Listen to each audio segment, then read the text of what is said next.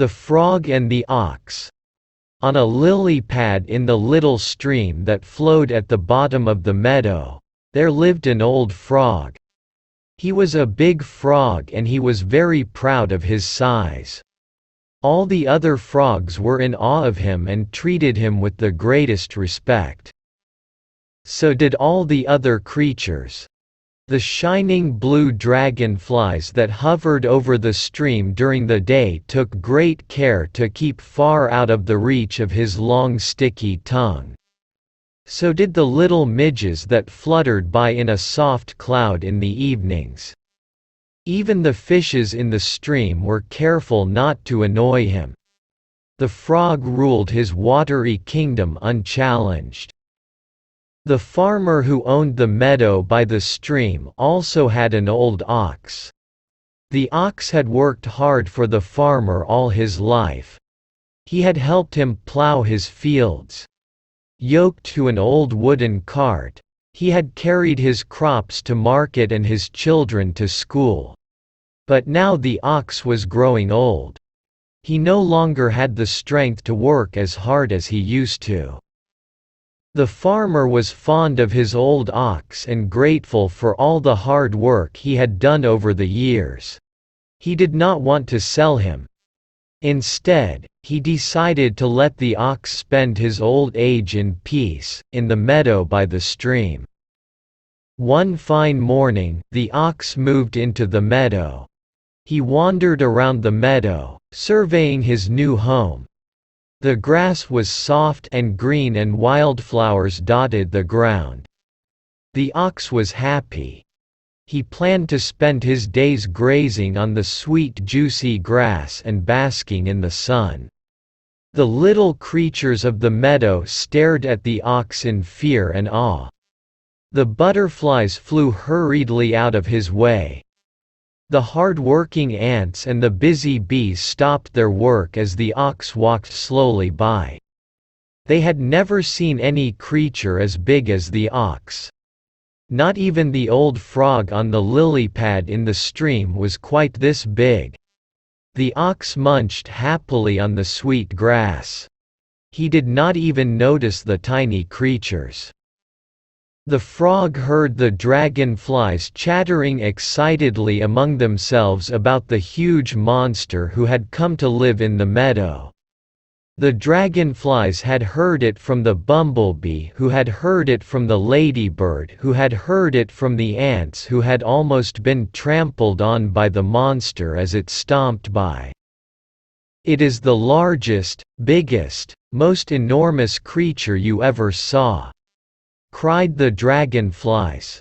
"It has huge curving horns on its head and a tail so long and so strong that one whisk of it is enough to blow us all away." The frog did not believe a word that the dragonflies said. "Ha! This monster of yours cannot be bigger than I am," he cried. "And horns and a tail, bah! They cannot be more fearsome than my long sticky tongue. How could any creature be bigger than him? Was he not the largest, most magnificent frog in the world?" The dragonflies were just being rude. The frog stuck out his long sticky tongue and would have caught at least a dozen of the dragonflies had they not dodged in time. Just then the ox strolled down to the stream. He was thirsty and wanted a drink. The dragonflies trembled in fear and rose up in a great shining cloud far above the reach of the ox's curving horns and long tail. The ox drank his fill and walking away from the stream, settled down for a nap. The old frog on his lily pad saw the ox and wondered what all the fuss was about. The terrible monster was nothing but a silly old ox. And not a very large one either. When the ox had walked away, he called out, "Hey! Dragonflies, was this your terrible monster?" The dragonflies rustled their shining wings and replied, "Yes, yes, frog. Did you see how big he is?" The frog laughed scornfully. "Big? You call that big?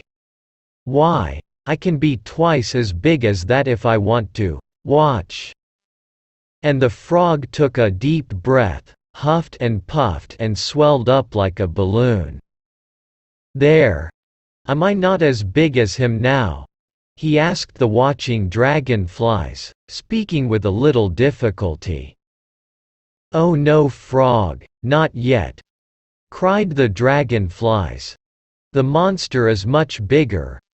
Look at him sleeping in the grass, he looks huge." "Well, then, watch me," said the frog. He took a deep breath, huffed and puffed and swelled up some more. "I must be bigger than him now," he gasped.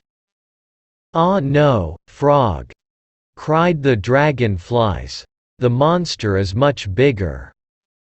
The frog was quite irritated with the dragonflies. His skin was feeling tight and stretched. It was difficult to sit as he felt he would roll over any moment, and his cheeks were so puffed that his eyes were almost squeezed shut. He could barely see over his huge belly.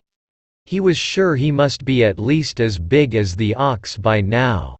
He decided to make one more attempt. He would show the dragonflies who was bigger. "Watch me," he squeaked with great difficulty. He took as deep a breath as he could manage, huffed and puffed and swelled. He blew and he blew and he blew, and he grew larger and larger and larger till suddenly, pop! The frog had burst.